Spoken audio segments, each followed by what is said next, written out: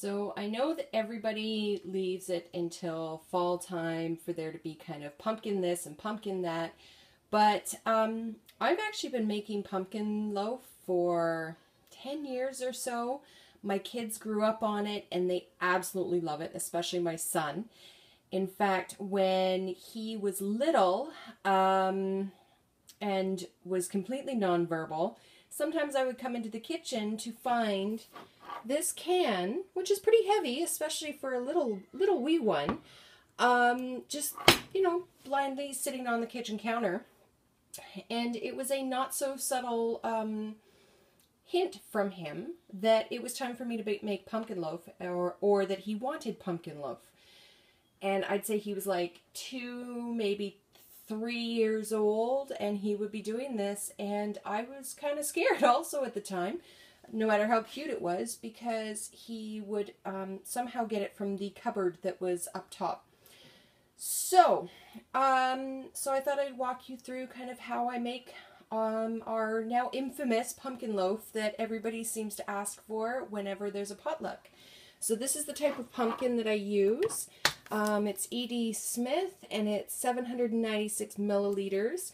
And I use about half of it for one recipe. And the great thing about one recipe is that it actually makes 2 loaves. So here we go.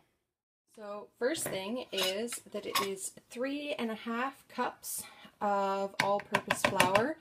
I'm not actually sure what brand I'm using at the moment because I unload it all into a great big kind of pseudo Tupperware bin that probably weighs about, I don't know, 6 or 7 pounds. So I have no idea what brand it is, but there is 3.5 cups of flour.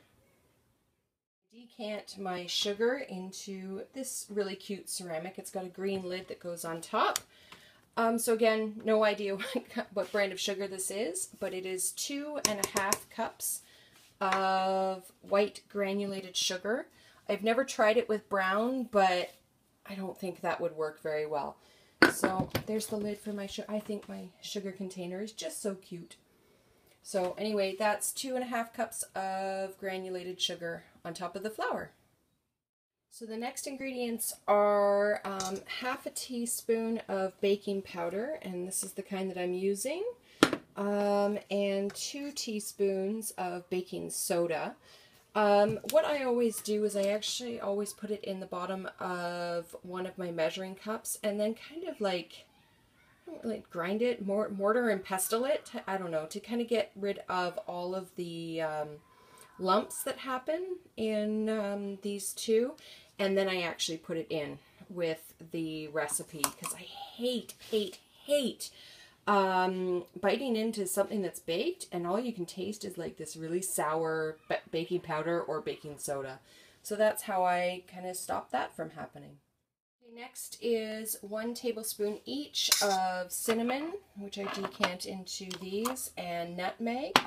And basically, like, I even just use a teaspoon, like a regular teaspoon, and kind of approximate it for both, because frankly, who doesn't love nutmeg and cinnamon? That didn't look like a full tablespoon, or teaspoon. And then when there's chunks like there are here, I just kind of push it off to the side and kind of try to get rid of them. Not sure why, actually, now that I think about it, why I don't do it in the actual measuring cup like I do with the baking soda and baking powder, but whatever. This is just kind of how I do it. So again, that was 1 teaspoon of both cinnamon and nutmeg. The recipe calls for a teaspoon of salt as well, but honestly, I just kind of shake a bunch on and there you go, it's done. I don't think I've ever actually measured out a teaspoon of salt, but that's how I do it. So there's the pumpkin loaf in my mixer. Let's see, the pumpkin bread, or just the pumpkin. Sorry, I'm mixing up my words right now. It does ask for a 14-ounce can of pumpkin or 398 milliliters.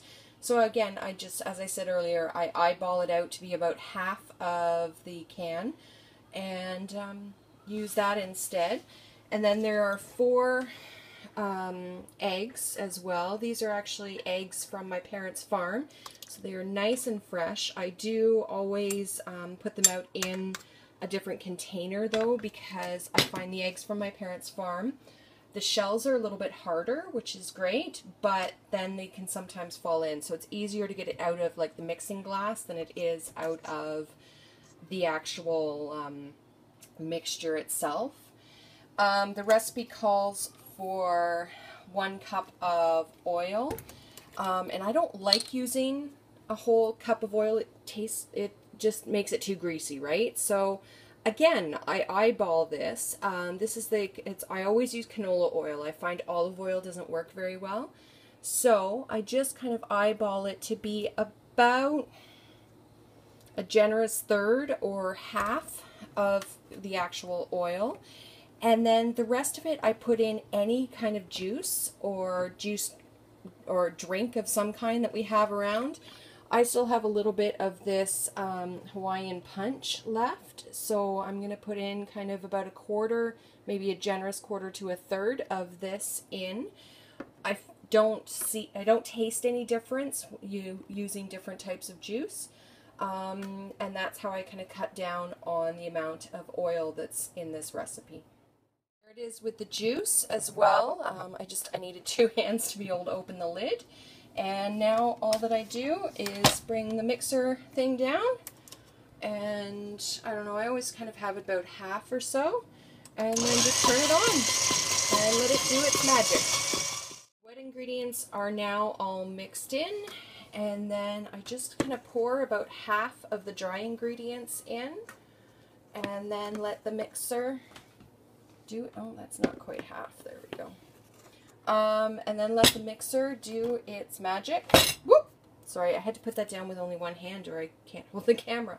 And then it can do its magic again to stir all that up.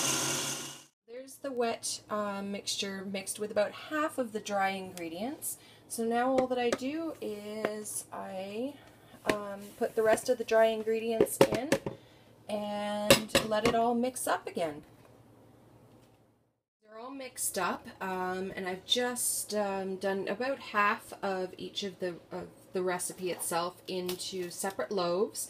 You'll see on the side here I've actually sprayed it with cooking spray so that it doesn't stick to the pans themselves. And although this is really, really good, if you just go and bake it for, in my oven anyway, it's for 54 minutes at 350. The recipe itself says at 350 for an hour, but my oven is 54 minutes.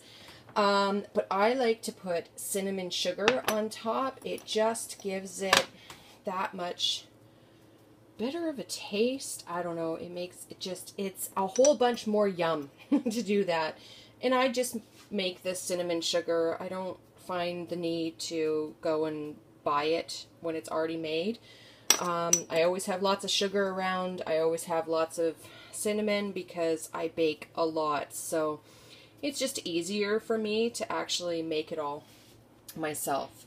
So there it is before it goes into the oven with the cinnamon sugar on top as well. And I do that obviously for both loaves.